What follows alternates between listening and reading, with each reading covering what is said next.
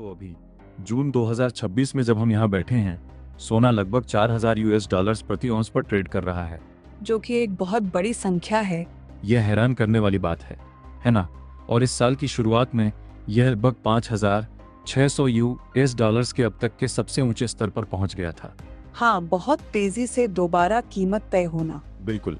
और ये बात कितनी अजीब है, इसे सच में समझने के लिए आपको इतिहास पर नजर डालनी होगी, क्योंकि 1999 में यही एसेट, यही मेटल सिर्फ 252 यूएस डॉलर्स प्रति ऑन्स पर था। सही कहा, ये पूरी तरह से एक बड़ा बदलाव है।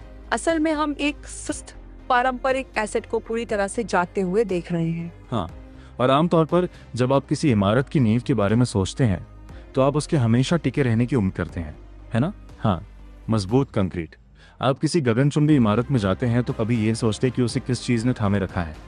बस आपको भरोसा होता है कि जमीन मजबूत है। हाँ, आप यही चाहेंगे कि आपकी नींव दिखाई ना दे। और ग्लोबल फाइनेंशियल सिस्टम भी ठीक इसी साइकोलॉजिकल सोच पर काम करता है। सिस्टम की बेस लेयर जैसे सॉवरेन डेट, सरकारी कर्ज, रिजर्व करेंसी वगैरह को उस बोरिंग कंक्रीट की तरह होना चाहिए जिसे आपको कभी असल में चेक करने की जरूरत ना पड़े। ठीक है, लेकिन मेरा मतलब है आज के फाइनेंशियल सिस्टम को देखें तो ऐसा लगता है जैसे अचानक सभी लोग बेसमेंट में भाग गए हों। वे सचमुच कंक्रीट को तोड़कर हटा रहे हैं और उसकी जगह असली सोना भर रहे हैं। संरचनात्मक चेतावनी संकेत की परिभाषा क्या है? हाँ, क्योंकि जब सबसे बड़े फाइनेंशियल इंस्टीट्यूशन और देश तेजी से अपनी नींव में बदलाव करने लगते हैं तो आपको उस पर ध्यान देना ही पड़ता है। बिल्कुल, ये सिस्टम के दबाव को मापने वाले बैरोमीटर की तरह काम करता है। जब वे संस्थान जिनके पास असल में कागजी नोट छापने की ताकत है, यह तय करते हैं कि वे तेजी से फिजिकल रॉक्स जैसे सोना या कीमती धातुएं जमा करेंगे। और आज की इस गहरी पड़ताल का हमारा मकसद भी यही है। हम 2026 में सोने की जबरदस्त मांग, गोल्ड रश को समझने जा रहे हैं। तो अगर आप इसे सुन रहे हैं तो आपको न सिर्फ ये पता चलेगा कि सोने की कीमत में क्या हो रहा है, बल्कि ये भी पता चलेगा कि दुनिया के बड़े बड़े खिलाड़ी इसे क्यों जमा कर रहे हैं, या फिर उनके सहयोगियों के कागजात। इससे हमें ग्लोबल फाइनेंशियल सिस्टम की असल सेहत या शायद उसकी कमजोरी के बारे में कुछ बहुत गहरी बात पता चलती है। ठीक है, तो ऐसा करने के लिए हम आज बहुत सारा डेटा इकट्ठा और प्रोसेस कर रहे हैं। संदर्भ के लिए हमारे पास मैक्रो ट्रेंड से 100 साल का ऐतिहासिक डेटा सेट है। और सबसे अहम बात यह है कि आम निवेशक असल में उनके साथ मिलकर मार्केट में कैसे निवेश कर सकते हैं। हाँ बिल्कुल, हमारे पास लाइट फाइनेंस से 2026 के लिए real time technical market forecast भी हैं, और साथ ही अमेरिकन हार्टलैंड गोल्ड से सेंट्रल बैंक की गतिविधियों पर बहुत गहरी इंस्टीट्यूशनल एनालिसिस भी है, जो जरूरी है। क्योंकि बड़े मैक्रो ड्राइवर्स को समझना अच्छी बात है, लेकिन जब तक आपको उनसे निपटने के लिए उपलब्ध फाइनेंशियल इंस्ट्रूमेंट्स के बारे में असल में पता हो, तब तक ये सिर्फ किताबी ज्ञान ही है। और इसे अमल में लाने के लिए हम ब्लूबर्ड एडवाइजरी की ओर से 2026 के लिए शुरुआती निवेशकों के लिए एक पूरी गाइड लेकर आ रहे हैं। बिल्कुल, तो चलिए असल में उन बड़े कारकों, मैक्रो ड्राइवर्स से शुरुआत करते हैं, खासकर सेंट्रल बैंकों से। अमेरिकन हार्टफोर्ड गोल्ड के डेटा को देखें तो जिस बड़े पैमाने पर गोल्ड जमा किया जा रहा है वह वाकई चौंकाने वाला है। हाँ, आप जो टूल्स चुनते हैं वे ही असल दुनिया में आपके रिस्क को पूरी तरह तय करते हैं। 2022 से सेंट्रल बैंक हर साल 1000 टन से ज्यादा सोना खरीद रहे हैं, और वे आम रिटेल निवेशकों की तरह सस्ते में सोना खरीदने की कोशिश भी नहीं कर रहे हैं, है ना? वे तो रिकॉर्ड ऊंचाई पर सोना खरीद रहे हैं। वह वाकई में ठीक है, तो अब क्यों, क्या बदला? वे कीमतों में आई गिरावट को खरीदारी के मौकों के तौर पर देखते हैं, न कि भागने की वजह के तौर पर। यूक्रेन में संघर्ष के कारण असल में आपको 2022 को ही मुख्य वजह या उत्प्रेरक कैटलिस्ट के तौर पर देखना होगा। उस साल ने दुनिया भर में सेंट्रल बैंकिंग की सोच को पूरी तरह से बदल दिया। मुझे वे हेडलाइंस याद हैं, लेकिन प्लम्बिंग के नजरिए से देखें तो ये असल में कैसे काम करता है? आप किसी देश की दौलत को बस ऐसे ही कैसे बंद कर सकते हैं? बिल्कुल, जब वह टकराव बढ़ा तो पश्चिमी देशों ने विदेश में मौजूद रूस की लगभग 300 अरब डॉलर की सरकारी संपत्ति को फ्रीज कर दिया। हाँ, यह डिजिटल है। बात असल में इंटरनेशनल क्लियरिंग हाउस के कामकाज की है। मेरा मतलब है कि आज के फिएट सिस्टम में सॉवरेन वेल्थ देश की संपत्ति किसी लोकल वॉल्ट में रखे कैश के बड़े ढेर जैसी नहीं होती। ठीक है, तो यह उनके इंफ्रास्ट्रक्चर पर निर्भर करता है। हाँ, या यूरोक्लियर या फेडरल रिजर्व जैसे संस्थानों में एक डिजिटल लेजर एंट्री है। ये स्विफ्ट जैसे सिस्टम पर काम करता है। इसलिए अगर आपके पास यूएस ट्रेजरी बॉन्ड है तो असल में आपके पास यूएस सरकार की एक देनदारी लायबिलिटी है। ये बस भुगतान करने का एक वादा है। वाह, तो अगर आप किसी उभरते हुए बाजार में सेंट्रल बैंकर हैं तो ऐसा होते देखना वाकई बहुत डरावना होगा। पूरी तरह से। अगर आपके पास यूरो डिनोमिनेटेड एसेट है तो वह पूरी तरह से यूरोपियन सेंट्रल बैंक के इंफ्रास्ट्रक्चर पर निर्भर करता है। इसलिए 2022 में दुनिया ने देखा कि कैसे बड़ी फाइनेंशियल ताकतों ने उन लेजर्स का हथियार के तौर पर इस्तेमाल किया। उन्होंने बस एक की स्ट्रोक से $300 बिलियन को इस्तेमाल के लायक नहीं रहने दिया। क्योंकि आपका नेशनल सेविंग्स अकाउंट असल में तभी तक आपका है जब तक आप लेजर चलाने वालों द्वारा खींची गई जियोपॉलिटिकल रेड लाइन को पार नहीं करते। अरे, यह आंखें खोलने वाला एक बहुत बड़ा अनुभव था। किसी की भी जिम्मेदारी नहीं, ये बात मुझे पसंद है। बिल्कुल। और यहीं पर अमेरिकन हार्टफोर्ड गोल्ड का इस्तेमाल किया गया वाक्यांश बहुत महत्वपूर्ण हो जाता है। वे फिजिकल गोल्ड को किसी की भी देनदारी नहीं, नो वंस लायबिलिटी बताते हैं। तो क्या सोना खरीदना असल में इन देशों के लिए एक ऑफ ग्रिड फाइनेंशियल बंकर बनाने जैसा है? हाँ, इसके लिए किसी कॉरेस्पॉन्डेंट बैंक या स्विफ्ट एक्सेस की जरूरत नहीं है। यह पूरी तरह से स्वतंत्र है और किसी दूसरे देश के कर्ज या विदेश नीति से नहीं जुड़ा है। और मुझे लगता है कि इसी बात की वजह से यूएस डॉलर को लेकर हमें ये अजीब डेटा देखने को मिल रहा है, क्योंकि डेटा बताता है कि 2025 में ग्लोबल कर्ज $300 ट्रिलियन से ज्यादा हो गया। इसे देखने का यह सबसे सही तरीका है। यह सबसे बेहतरीन बेरर एसेट जिसके पास यह है, उसी की संपत्ति है। असल में साथ ही साथ 2025 में ग्लोबल रिजर्व में अमेरिकी डॉलर की हिस्सेदारी गिरकर 57% के निचले स्तर पर आ गई और सूत्रों का कहना है कि यह 1994 के बाद का सबसे निचला स्तर है। चौंकाने वाली संख्याएं। वाह, अगले 5 सालों में। और सेंट्रल बैंक असल में अपने अगले कदमों का संकेत दे रहे हैं। सर्वे के डेटा से पता चलता है कि 73% सेंट्रल बैंकों का मानना है कि ग्लोबल रिजर्व में डॉलर की हिस्सेदारी लगातार घटती रहेगी। और ऐसा लगता है कि ब्रिक्स देश इसमें आगे हैं, है ना? ब्राजील, रूस, भारत, चीन, दक्षिण अफ्रीका और नए सदस्य। डेटा बताता है कि अब उनके पास कुल मिलाकर 6000 टन से ज्यादा सोना है। हाँ, और उन्हीं में से 43% बैंक और सोना खरीदने की सक्रिय रूप से योजना बना रहे हैं। वे डॉलर के दबदबे वाले एक ध्रुवीय सिस्टम से हटकर एक बहुत ही सोच समझकर किए गए गणितीय बदलाव को अंजाम दे रहे हैं। चीन बहुत तेजी से आगे बढ़ रहा था। डेटा से पता चलता है कि मौजूदा मार्केट स्ट्रक्चर बनने से पहले उन्होंने लगातार 17 महीनों तक सोना खरीदा। हाँ, उस खास ब्लॉक की लगभग 75% होल्डिंग्स पर चीन और रूस का कंट्रोल है। हाँ, वे तेजी से उस ऑफ ग्रिड बंकर को बना रहे हैं। लेकिन बात सिर्फ उसे खरीदने की नहीं है, बल्कि ये भी मायने रखता है कि आप उसे असल में कहाँ लगाते हैं। अमेरिकन हार्टफोर्ड का एनालिसिस घर लौटने रिपैट्रिएशन के इस बड़े ट्रेंड के बारे में बात करता है। मेरा मतलब है, किसी महाशक्ति द्वारा 17 महीनों तक लगातार जमा करना कोई सामान्य व्यापार नहीं है, बल्कि यह उनकी राष्ट्रीय संपत्ति का रणनीतिक पुनर्वितरण है। पुराने समय में जर्मनी या फ्रांस जैसे देश अपना सोना न्यूयॉर्क या लंदन की तिजोरियों में ही रखा करते थे, है ना? क्योंकि वहां से उसका व्यापार करना आसान था। लेकिन अब वे उन सोने की छड़ों को असल में अपने देश वापस लाने के लिए बहुत ज्यादा पैसे खर्च कर रहे हैं। हाँ, ये एक बहुत बड़ा हिस्सा है। ओह, ये बिल्कुल सही बात है। क्योंकि अगर आप इसे न्यूयॉर्क में छोड़ देते हैं तो आप असल में उसी काउंटर पार्टी रिस्क को फिर से मोल ले रहे हैं जिससे बचने के लिए ही आपने सोना खरीदा था। ये एक बहुत अच्छी बात है और इससे डेटा में एक दिलचस्प वाइल्ड कार्ड सामने आता है। सऊदी अरब। अभी उनके विदेशी रिजर्व ज्यादातर विदेशी फिएट करेंसी और ट्रेजरी में रखे गए हैं। सही बात है। भू राजनीतिक बंटवारे और 4.2% की ग्लोबल महंगाई के दौर में चीज का असल कब्जा ही सबसे जरूरी है। अगर आप उस वॉल्ट तिजोरी को फिजिकली कंट्रोल नहीं करते जिसमें कोई एसेट रखा है, तो आप उसे हथियार के तौर पर इस्तेमाल नहीं कर सकते। ये सिर्फ 2.6% है। हाँ, लेकिन यहाँ का हिसाब किताब चौंकाने वाला है।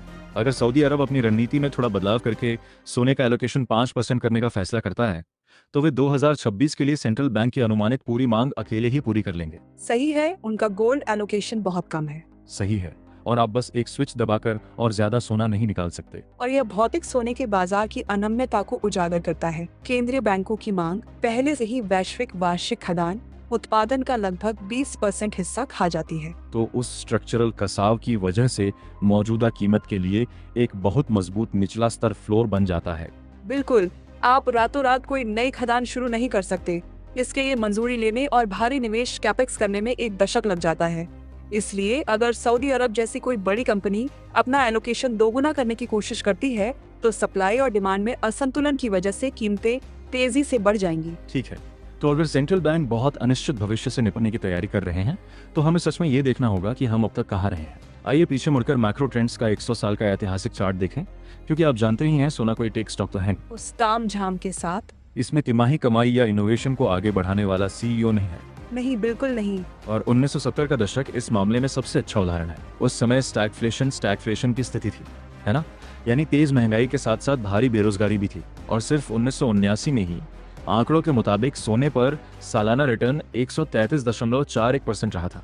असल में इसकी कीमत पूरी तरह से उस फिएट करेंसी सरकारी मुद्रा में भरोसे के उल्टे अनुपात में होती है जिससे इसे मापा जाता है। मैक्रो ट्रेंड्स का डेटा इस बदलाव को बहुत अच्छे से दिखाता है, खासकर गोल्ड स्टैंडर्ड जिसमें कीमत कृत्रिम रूप से तय की जाती थी, से 1970 के दशक में फ्री फ्लोटिंग एसेट जिसकी कीमत बाजार के हिसाब से तय होती है बनने तक के सफर को।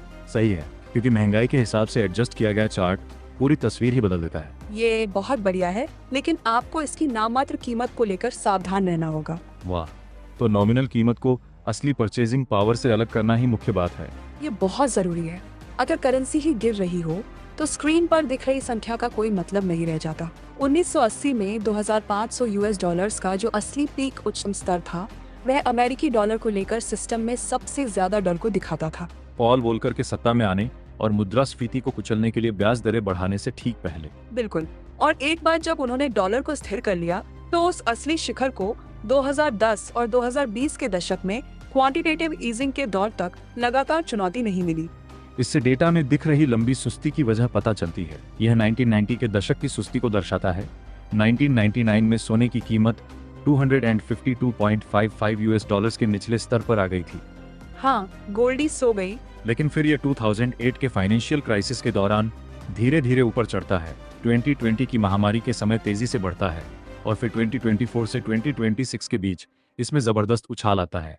मतलब 2024 में 27% का रिटर्न और फिर 2025 में 64% का रिटर्न। ये वेंचर कैपिटल वाले आंकड़े हैं, न कि वे जो आप किसी चमकीले पत्थर से उम्मीद करते हैं। ठीक है, लेकिन मैं सोने को पूरी तरह से सुरक्षित निवेश मानने की बात पर थोड़ी असहमति जताना चाहता हूँ, क्योंकि चार्ट को देखने पर पता चलता है कि इसमें कोई सी रेखा जैसा ट्रेंड नहीं दिखता। से बहुत दूर। जैसे 2013 में डेटा से पता चलता है कि इसमें लगभग 28% की भारी गिरावट आई थी। अगर मैं सुरक्षा के लिए कोई एसेट रखता हूं और उसकी कीमत 20% या उससे ज्यादा गिर जाती है तो ये रोलर कोस्टर जैसा लगता है। ये सुरक्षित कैसे हुआ? ये बहुत सही सवाल है और बात असल में शॉर्ट टर्म उतार चढ़ाव और लॉन्ग टर्म परचेजिंग पावर के बीच के फर्क की है। आपको याद रखना होगा कि सोने से न तो कोई ब्याज मिलता है और न ही कोई डिविडेंड। हाँ, बस वही पड़ा रहता है। बिल्कुल, इसकी वैल्यू असल ब्याज दरों रियल इंटरेस्ट रेट्स पर बहुत ज्यादा निर्भर करती है। 2013 में टेपर टैंट्रम की स्थिति बनी थी। फेड ने संकेत दिया था कि वे 2008 की इमरजेंसी पॉलिसीज को वापस ले रहे हैं और मार्केट ने मान लिया कि पॉजिटिव असल यील्ड पॉजिटिव रियल यील्ड्स की वापसी होगी। तो अगर मुझे ट्रेजरी बॉन्ड पर 5% मिलता है और महंगाई दर 2% है तो मुझे असल में 3% का फायदा रियल यील्ड हो रहा है। बिल्कुल, और ऐसी स्थिति में सोना अपने पास रखने की अपॉर्चुनिटी कॉस्ट, मौका चूकने की लागत बहुत ज्यादा होती है। पैसा सोने से निकलकर वापस फाइनेंशियल सिस्टम में चला जाता है। जब सिस्टम स्थिर होता है तो सोना शांत पड़ा रहता है, लेकिन जब सिस्टम हिलता है तो सोना जाग उठता है। हाँ, जब महंगाई बढ़ती है और आपका असल रिटर्न रियल यील्ड नेगेटिव हो जाता है तो वह अपॉर्चुनिटी कॉस्ट खत्म हो जाती है। 2026 की इस तेज से पता चलता है कि संस्थागत निवेशकों इंस्टीट्यूशनल इन्वेस्टर्स का मानना है कि असल रिटर्न कम ही बने रहेंगे। अब हम अनुमानों या 17,000 यूएस डॉलर्स वाले अहम सवाल पर आते हैं। चार्ट्स क्या बताते हैं कि ये किस दिशा में जा रहा है? हमें 2020 के दशक के बाकी समय के लिए लाइट फाइनेंस और संस्थागत अनुमानों को समझना होगा। सही है, और आपको असल में शॉर्ट टर्म आउटलुक को दशकों तक चलने वाले गहरे मॉडल से अलग रखना होगा। ठीक है, आइए कम समय की बात करते हैं। जून 2026 तक लाइट फाइनेंस के टेक्निकल एनालिसिस से पता चलता है कि इसमें करेक्शन हो रहा है। ये 4,000 यूएस डॉलर से 4,200 यूएस डॉलर्स के लेवल के आसपास सपोर्ट को टेस्ट कर रहा है, जो पूरी तरह से स्वाभाविक है। आप बिना रुके 64% की बढ़त हासिल नहीं कर सकते।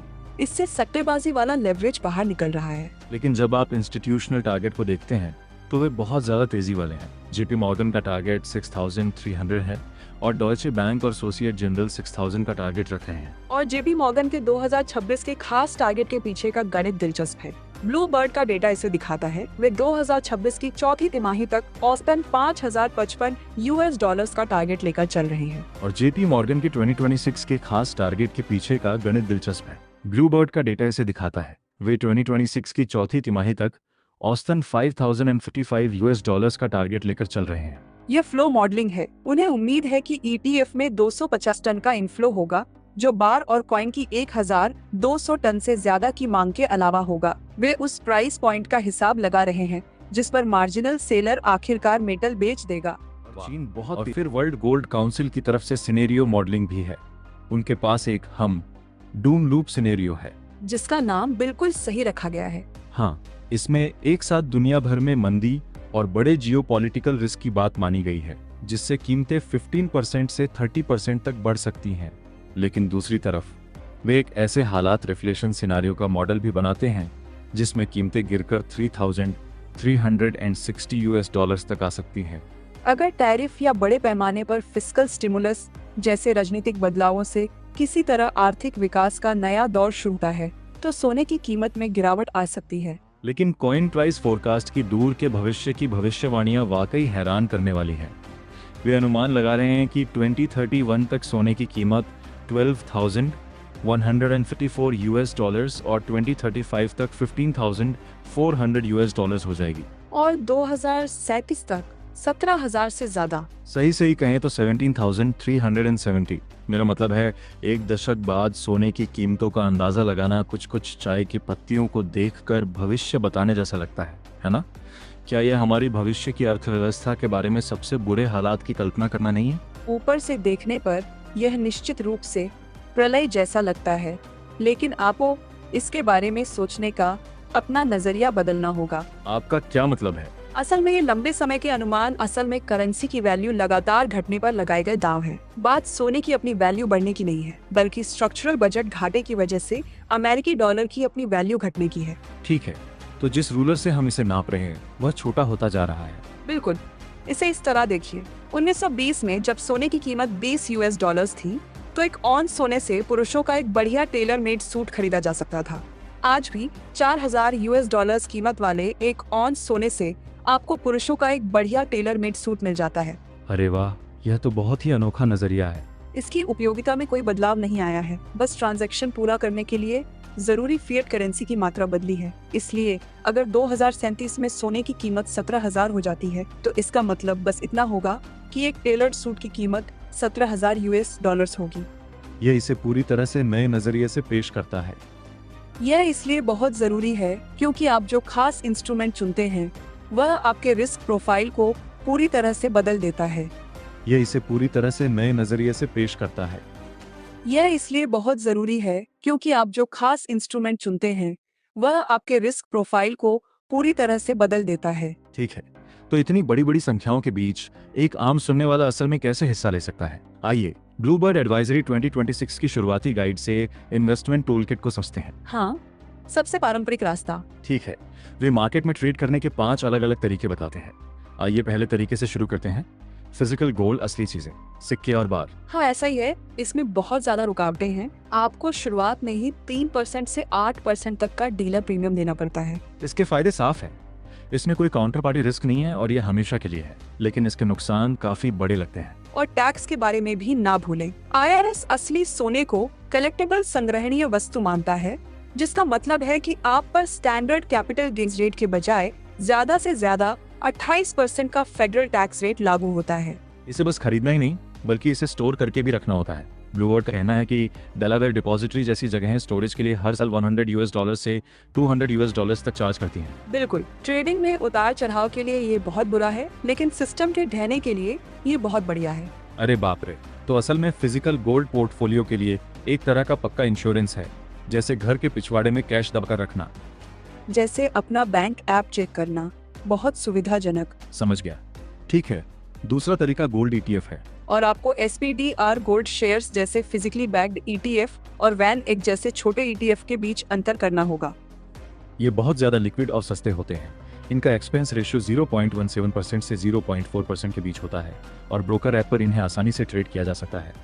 यहीं से मामला वाकई दिलचस्प हो जाता है। सही है, लेकिन नुकसान ये है कि आपके पास असल मेटल नहीं होता।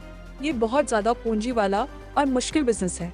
हो सकता है कि सोने की कीमत 20% बढ़ जाए, लेकिन अगर डीजल की कीमत 25% बढ़ जाती है तो उनका प्रॉफिट मार्जिन असल में कम हो जाता है। क्योंकि फिजिकली बैग्ड असली एसेट से जुड़े ETFs में वॉल्ट सुरक्षित भंडार रखने वाले बैंकों के साथ काउंटर पार्टी रिस्क होता है। लेकिन छोटे ETFs में बिल्कुल अलग तरह के रिस्क होते हैं जो हमें तीसरे तरीके यानी माइनिंग स्टॉक्स की ओर ले जाते हैं। ये बहुत बढ़िया है। उन्होंने जमीन से निकलने वाली किसी भी चीज से होने वाली कुल कमाई टॉप लाइन रेवेन्यू के 4% हिस्से का कॉन्ट्रैक्ट वाला अधिकार हमेशा के लिए खरीद लिया। हाँ, हमें यहाँ थोड़ा समय देना होगा क्योंकि यह गाइड फ्रैंको नेवाडा की कहानी के जरिए रॉयल्टी मॉडल को गहराई से समझाती है, क्योंकि पारंपरिक माइनिंग किसी बुरे सपने जैसी लगती है। इसमें ऑपरेशन से जुड़े जोखिम, मजदूरों की हड़ताल और खदान के ढहने जैसी समस्याएं होती हैं। ये आश्चर्यजनक है। इसलिए उन्हें ऑपरेशनल महंगाई का सामना करना पड़ता है। लेकिन फ्रैंको नेवाडा ने बिल्कुल अलग तरीका अपनाया। 1985 में पियरे लासोंडे और सीमोर शुलिच ने अपनी पूरी $2 मिलियन की पूंजी से कोई खदान नहीं खरीदी। उन्होंने नेवाडा की एक प्रॉपर्टी पर 4% रॉयल्टी खरीदी। यही रॉयल्टी मॉडल का जादू है। उन्हें सोने की कीमत बढ़ने का फायदा तो मिलता है, लेकिन वे कानूनी तौर पर ऑपरेशन और महंगाई से जुड़े जोखिम माइनिंग ऑपरेटर पर डाल देते हैं। उन्हें डीजल के लिए पैसे नहीं देने पड़ते। वे ऑपरेटर नहीं बल्कि फाइनेंसिंग पार्टनर बने। बाद में बैरिक ने $6.2 करोड़ में वह प्रॉपर्टी खरीदी और उन्हें सोने की खदान मिल गई। उस $20 लाख के निवेश से 30 सालों में $1 अरब से ज्यादा की कमाई हुई। मुझे टोल बूथ वाली बात बहुत पसंद आई। असल में ये बिल्कुल वैसी ही चीज है। और आज कंपनी का मार्केट कैप $30 अरब है। ये सालाना $1 अरब से ज्यादा कमाती है और इस पर कोई कर्ज नहीं है। हाँ, इसमें बहुत ज्यादा लेवरेज होता है। यह 24 घंटे ट्रेड होता है और यह बहुत ज्यादा जोखिम भरा है। और उनके पास सिर्फ 40 कर्मचारी हैं। जो पहले बताई गई टैक्स की समस्या से निपटने का एक शानदार तरीका है। ये सोने की खदान तक जाने वाले हाईवे पर टोल बूथ का मालिक होने जैसा है। आप बस वहाँ बैठते हैं और ट्रक गुजरते ही पैसे इकट्ठा करते रहते हैं। बिल्कुल सही। तो चुनाव पूरी तरह इस बात पर निर्भर करता है कि आप किस प्रकार के जोखिम से बचाव कर रहे हैं। भौतिक रूप से प्रणालीगत पतन से, या ETF या रॉयल्टी कंपनियों के माध्यम से, किसी कार्यशील प्रणाली में मुद्रास्फीति से। ठीक है, अब चौथे तरीके फ्यूचर्स और ऑप्शंस की बात करते हैं। यहाँ वह व्यक्ति शुरुआती लोगों को एक बड़ी चेतावनी देता है। अक्सर लोग यहीं पर अपनी भावनाओं के कारण गलती कर बैठते हैं। और क्योंकि स्पॉट प्राइस में थोड़ी सी भी गिरावट मार्जिन कॉल के जरिए आपका पूरा अकाउंट खत्म कर सकती है। इसलिए सुनने वालों, इस बात का ध्यान रखें। अब पांचवे तरीके गोल्ड IRA की बात करते हैं। सही है, लेकिन बहुत से लोगों के मामले में हमें उस 20% वाले आंकड़े पर सवाल उठाने की जरूरत है। हाँ, ये इक्विटी ट्रस्ट जैसे मंजूर कस्टोडियन का इस्तेमाल करके टैक्स फायदे वाला निवेश जमा करने का तरीका है। इसकी कुल फीस शायद साल में $200 से $280 के बीच होती है, लेकिन आप 28% कलेक्टिबल्स टैक्स से बच जाते हैं। क्योंकि सोने से कोई रिटर्न नहीं मिलता।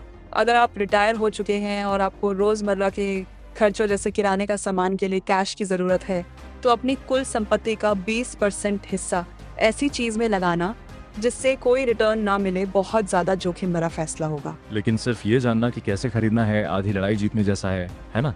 आपको ये भी पता होना चाहिए कि कितना खरीदना है और असल में कब खरीदना है, और यहीं पर रणनीति स्ट्रेटेजी की बात आती है। बिल्कुल, ये एलोकेशन को डायनामिक तरीके से हैंडल करता है। हाँ, आइए एलोकेशन साइजिंग पर ब्लूबर्ड एडवाइजरी डेटा को देखते हैं। ज्यादातर बैंक आमतौर पर 5% से 10% एलोकेशन की सलाह देते हैं। मॉर्गन स्टेनली का वह मशहूर 60-20-20 पोर्टफोलियो है। 60% स्टॉक, 20% बॉन्ड और 20% सोना। क्योंकि उनके लक्ष्य मूल रूप से अलग हैं। ऐसा क्यों? तीसरा फैक्टर सीधे उस यील्ड कमाई की समस्या से जुड़ा है जिसके बारे में हमने अभी बात की, यानी इनपुट की जरूरतें। अगर आपको कैश फ्लो चाहिए तो फ्रेमवर्क कहता है कि सोने को 7% से कम रखें। यह बात पूरी तरह समझ में आती है और इसीलिए ब्लूबर्ड पीटर रू के 5 फैक्टर वाले फ्रेमवर्क के बारे में बताता है ना? यह ज्यादा बेहतर ढंग से तैयार किया गया है। यह भावनात्मक झटकों को सहने में मदद करता है। तो पहला फैक्टर है उम्र और समय की अवधि। एक युवा निवेशक को शायद सिर्फ 2% से 4% की जरूरत हो, जबकि रिटायर हो चुके व्यक्ति को, जो अपनी जमा पूंजी को सुरक्षित रखने पर ध्यान दे रहा है, 8% से 10% की जरूरत हो सकती है। क्योंकि DCA आपको कम कीमत पर ज्यादा और ज्यादा कीमत पर कम खरीदने के लिए मजबूर करता है। यह कीमतों में गिरावट का फायदा उठाता है और आपकी औसत लागत को कम करता है। ठीक है, दूसरा फैक्टर है मौजूदा एसेट मिक्स। अगर आपके पास ज्यादा कैश है तो आपको कम सोने की जरूरत है। अगर आपके पास ज्यादा इक्विटी है तो रिस्क को बैलेंस करने के लिए आपको ज्यादा सोने की जरूरत होगी। बिल्कुल, सोना आपके पोर्टफोलियो का ब्लड प्रेशर कम करने के लिए होता है, न कि उसे बढ़ाने के लिए। सिस्टमैटिक तरीके से जमा करने पर एसेट में होने वाले पुराने उतार चढ़ाव का ध्यान रखा जाता है। ठीक है, और चौथा फैक्टर है रिस्क सहने की क्षमता। अगर आप आसानी से घबरा जाने वाले इन्वेस्टर हैं तो 10% से 15% गोल्ड रखने से गिरावट का असर कम हो सकता है। ताकि आप घबराकर सबसे निचले स्तर पर अपने स्टॉक्स ना बेच दें। संकट के कारण कीमतों में आए उतार चढ़ाव के 100 सालों तक। मुझे ये बात अच्छी लगी। और आखिर में 5वां फैक्टर है आर्थिक आउटलुक। महंगाई के समय में आप 15% तक टैक्टिकल बदलाव कर सकते हैं, लेकिन टाइमिंग की बात करते हैं। अगर मैं सिर्फ एक डरावनी हेडलाइन पढ़कर अपनी सारी बचत आज ही सोने में लगा दूं, तो क्या मैं गलत कर रहा हूं? यह सचमुच भू राजनीति और वित्त का एक दिलचस्प संगम है। लगभग पक्का हाँ। यही वह ढांचा रहा है जिस पर कभी कोई सवाल नहीं उठाया गया। ब्लूबर्ड ने डॉलर कॉस्ट एवरेजिंग DCA और एकमुश्त निवेश लंप सम की तुलना करते हुए 24 महीने का सिमुलेशन किया, जिसमें DCA बेहतर साबित हुआ। नतीजे $29,360 बनाम $28,572 रहे। तो दोस्तों, आज की वीडियो में बस इतना ही। अगर आपको ये वीडियो पसंद आई और इससे कुछ नया सीखने को मिला तो वीडियो को लाइक ज़रूर करें और मिस्टर यूट्यूब चैनल को सब्सक्राइब करना बिल्कुल ना भूलें। साथ ही बेल आइकॉन दबा दें ताकि बिजनेस, फाइनेंस और दुनिया की बड़ी खबरों से जुड़ी हमारी हर नई वीडियो सबसे पहले आप तक पहुंचे। इस विषय पर आपकी क्या राय है, हमें नीचे कमेंट करके ज़रूर बताइए। मैं आपके कमेंट्स पढ़ता हूं और आपके सुझाव हमारी अगली वीडियो का हिस्सा भी बन सकते हैं। वीडियो देखने के लिए आपका बहुत बहुत धन्यवाद। याद रखिए, जानकारी ही सबसे बड़ी ताकत है और सही जानकारी आपको सबसे आगे रखती है। मिलते हैं अगली वीडियो में एक और दिलचस्प बिजनेस, फाइनेंस और न्यूज़ स्टोरी के साथ। तब तक के लिए सीखते रहिए, आगे बढ़ते रहिए और जुड़े रहिए मिस्टर यूट्यूब के साथ।